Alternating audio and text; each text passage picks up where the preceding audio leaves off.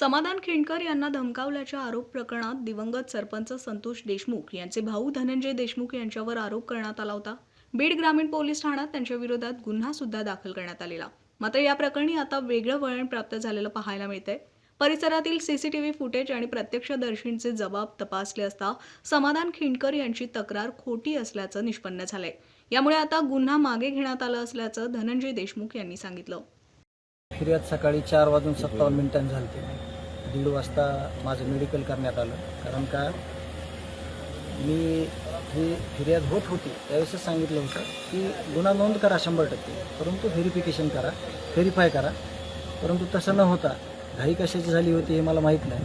आणि शेवटी तुम्ही बघितलं की आता प्रेस नोट आली, हे जे गुन्हे झालेले ते म्हणजे व्हेरीफाय न करता झालेले, म्हणून त्यांनी प्रेस नोट काढली आणि प्रेस नोट काढून सगळ्यांना सांगितलं की ह्याचा योग्य तपास होईल आणि हे आत्ता तात्पुरती हे जी काही माहिती दिलेली आहे ती खोटी आहे असं त्यांनी नेमकी तक्रार काय होती?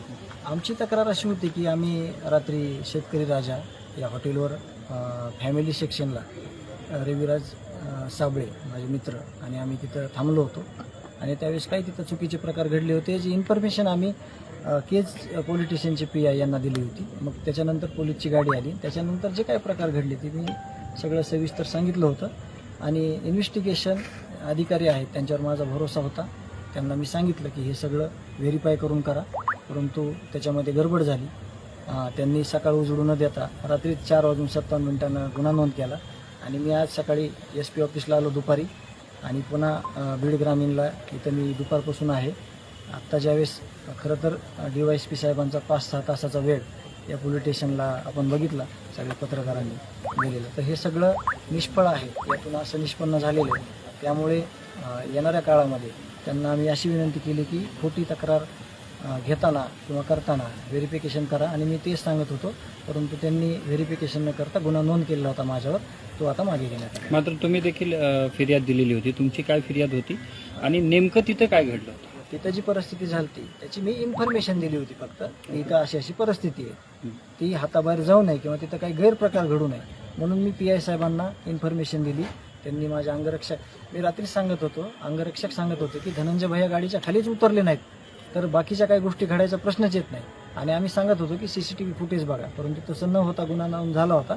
म्हणून मी आज सकाळपासून बऱ्याचशा बातम्या पत्रकार बंधूंच्या माध्यमातून बघितल्या की फरार आरोपी झाला किंवा समजा अटक झाली, अरेस्ट झाली, तर मी स्वतः SP ऑफिसला गेलो अगोदर, पुन्हा इथं बीड ग्रामीणला आलो आणि सगळी इन्फॉर्मेशन DYSP साहेबांना घेतली। त्यातून असं निष्पन्न झालं की हा गुन्हा हा चुकीचा आहे। आता बदनामी झाली आहे, तुम्ही पुढे काही या संदर्भात दाखल करणार आहात किंवा लोकांना कळलं नाही, खोटं होतं। आता DYSP साहेबांना एवढं मीडियासमोर बोलले आणि प्रेस नोट आली तर त्याला आता जास्त एक्सप्लेन करायची मला गरज नाही पडली। यात तुम्हाला कोणी अडकवण्याचा प्रयत्न केला? नाही, ह्याच्यामध्ये डिटेल मी आपल्या राज्याचे गृहमंत्री, माझ्याकडे चुकीचे FIR झालेले 7-8 FIR आहेत, हे सगळं मी सविस्तर त्यांच्याकडे नेऊन देणार आहे, त्यावरती निर्णय घेतील। नक्कीच तुम्ही दुपारी येताना इथं आल्यानंतर म्हणला होतात की धनंजय मुंडे यांच्यावर म्हणजे FIR दाखल करतोय, त्यांनी गोळीबार केला असं सांगितलं होतं, काय जे त्यांनी मला जे काही गोष्टी विचारल्या आणि मी सांगितल्या, ज्या कागदावर आल्या ते मी तुम्हाला सांगितल्या, ज्या नाही आल्या ते मी तुम्हाला कशाला सांगतो।